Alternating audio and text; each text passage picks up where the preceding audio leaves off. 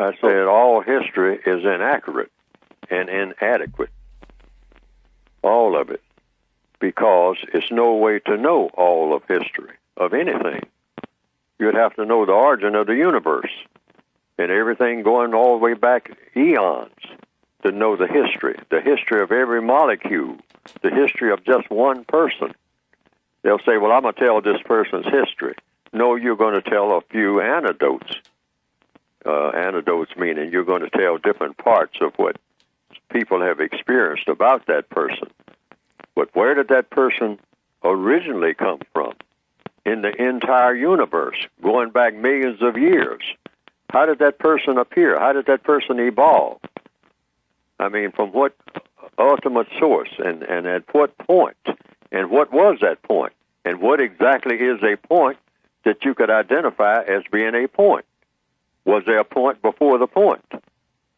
And where was that point? See what I mean? How far back does anything go? That's why I'm saying all history is inadequate. When you say history, you mean his story, or our story, or her story. That's what history, the word means. His story, our story, her story, her story. Right. A lady talking. See what I mean? But what are you talking about? The history of a grain of sand. Do I know the entire history of one grain of sand? The answer is no. I know very little about a grain of sand. I know very little about anything. Why? Because I don't know the origin. Actually, the whole essence of the origin in the entire universe, going back millions of years. How many people know everything that ever happened for millions of years? You can't even remember what happened last week, or sometimes 15 minutes ago, and get it straight.